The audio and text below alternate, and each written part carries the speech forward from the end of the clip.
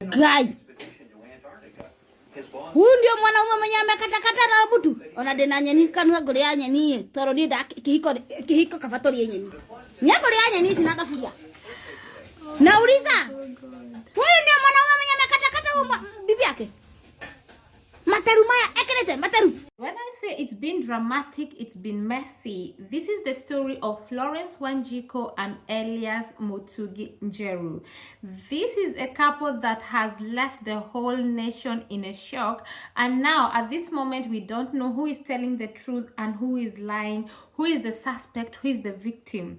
As these are getting messy, the story is getting messier every day. It's getting more interesting, and Kenyans are trying to add 1 + 1, and we've discovered that 1 + 1, it's not always 2. Now, who is Florence Wanjiku and who is Elias Mutugi?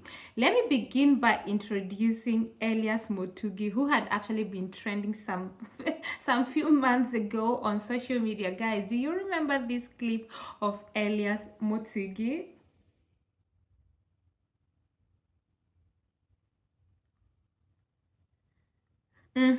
So you guys, you remember that this man has been trending on social media, number one, because of his hairline, and Kenyans were like, who is the barber? Who is this barber on point? And by the way, is that his real hair or what's happening? Is it an art? And then there has been this question about his beard. Everyone's like, he's hot, but other people are like, no, that's fake.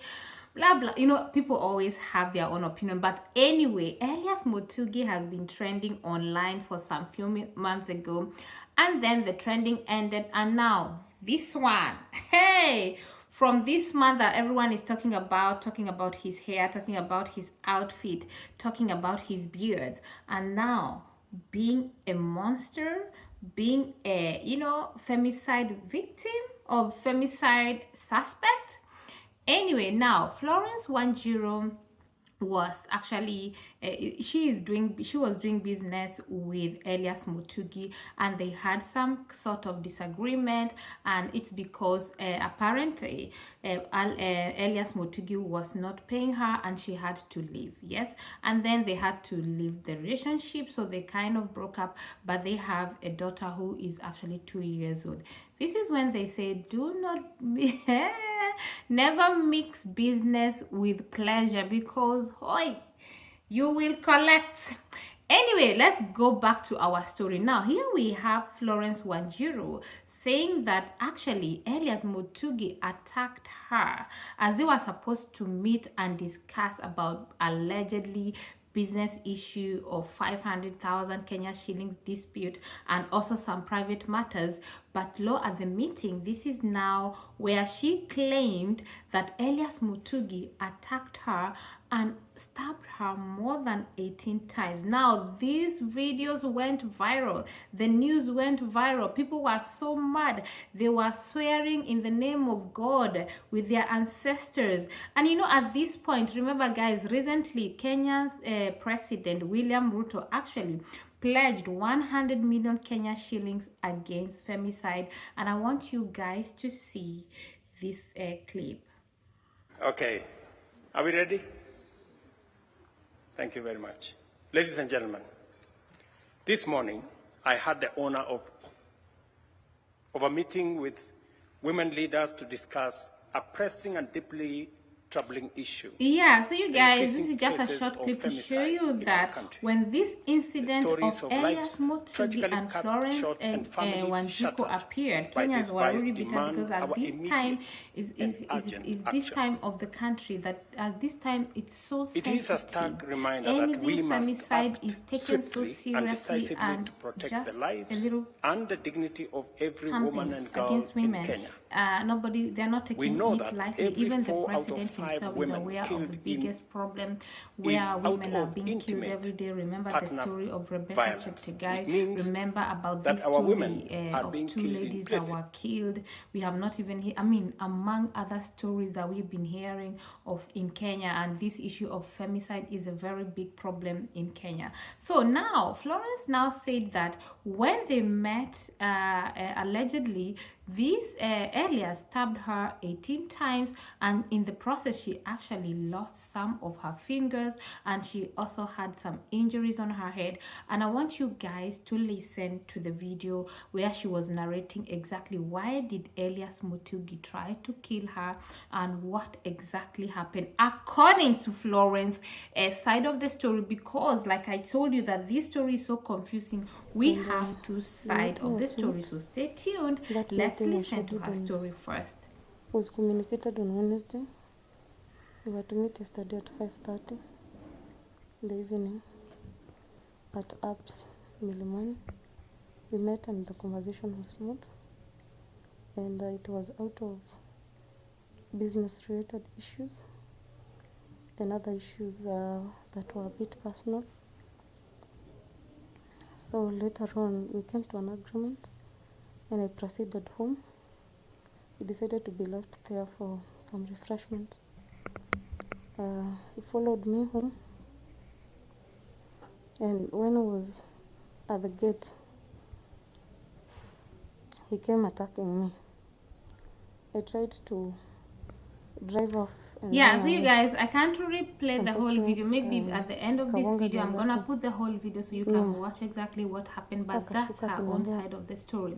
And now after this story went viral, and then Elias Mutugi went missing and the police were looking for him, and then later he actually went and reported himself to the police. He went to Nakuru and said exactly what happened, and lo and behold, we did not know. Now Elias Mutugi now put the whole nation at shock when he released the CCTV footage of what really happened. And you guys, check this. CCTV footage of an apartment block in Olive Inn area in the outskirts of Nakuru town shows Florence Wanjiku leaving the premises at 11:19 p.m. while driving her car, a Toyota Probox. 10 minutes later, Elias Njeru is seen driving into the same compound but parks his vehicle outside the building, where he is seen speaking to the night guard. At 11:32, Wanjiku is seen driving back into the compound and parks her car next to Elias's. A few minutes later, Wanjiku reverses her car as though she is leaving, but suddenly hits Elias's car from the rear twice. Another view of the CCTV footage shows Elias leaving his vehicle in a rush while heading to the driver's side of Wanjiku's car. There, the two seem to engage in a push and pull for a few seconds before the car is seen reversing and hitting the wall. A few minutes later, the night guard who was standing next to Elias's car is seen rushing to the scene and tries to open Wanjiku's co-driver's door, to no avail. At 11:35, Elias is seen leaving Wanjiku's car heading towards his Prado, opens his boot, throws something inside and goes to the driver's seat. There, the CCTV captures some stains on his white shirt before he gets into his car and drives off. 5 minutes later, Elias returns with his car, this time parking next to Wanjiku's.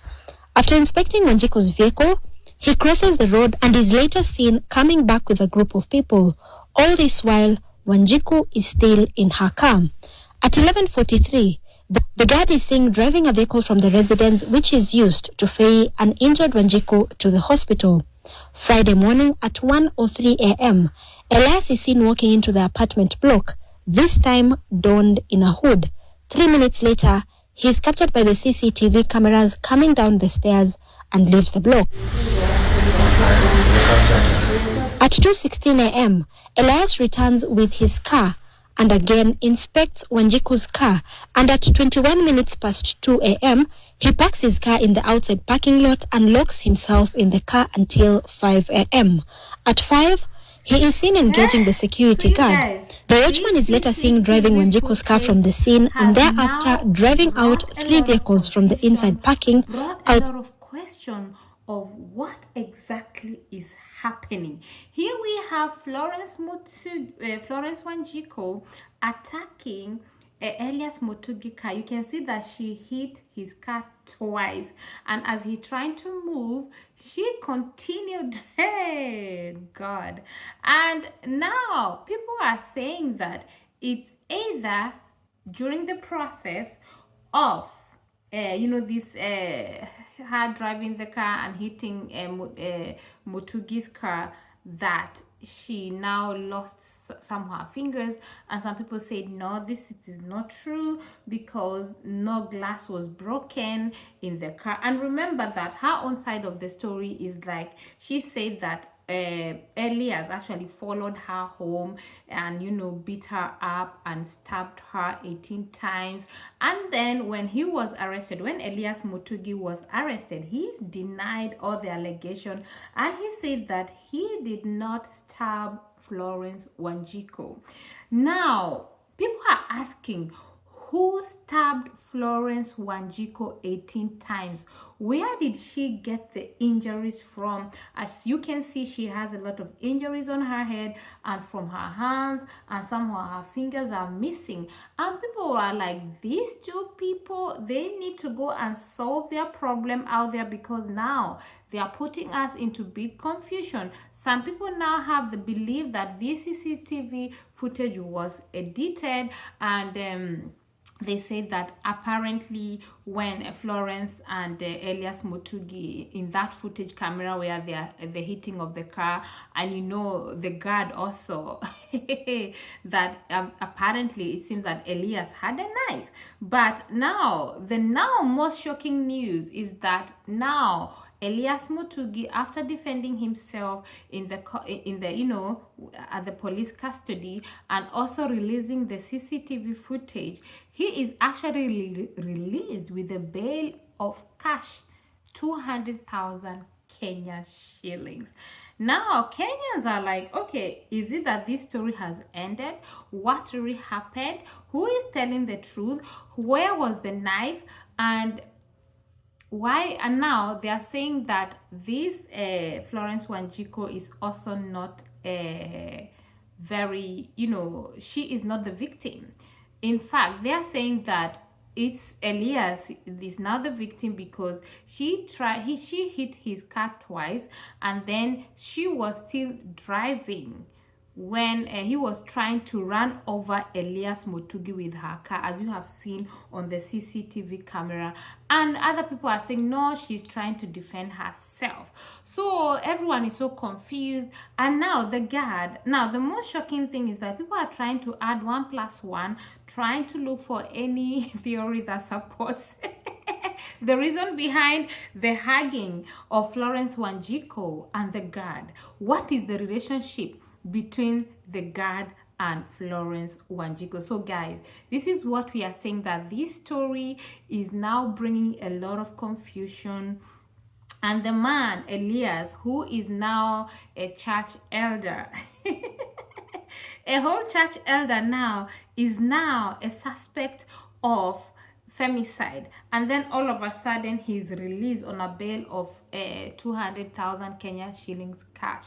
Now people feel that both Wanjiku and Elias Mutugi, there have been something that they are not telling us, and they need to tell us, or else they should go and solve their matters separately, because the rate at which they are putting Kenyans on tension, on BP, with a lot of question mark, who is telling the truth and who is lying. So you guys, that's the update we have gotten for now, is that Florence Wanjiku tells her own side of the story at the hospital bed, what really happened. And now Elias now come and give us a CCTV footage where we have Wanjiku hugging the guard, and there we have her attacking Elias, and now Elias is being released with 200,000 bail. Like, I'm so confused, guys. I've been trying to look for updates and trying to know what's the truth behind these people lying to us. Remember that these people have a business together that they were doing. Like I said,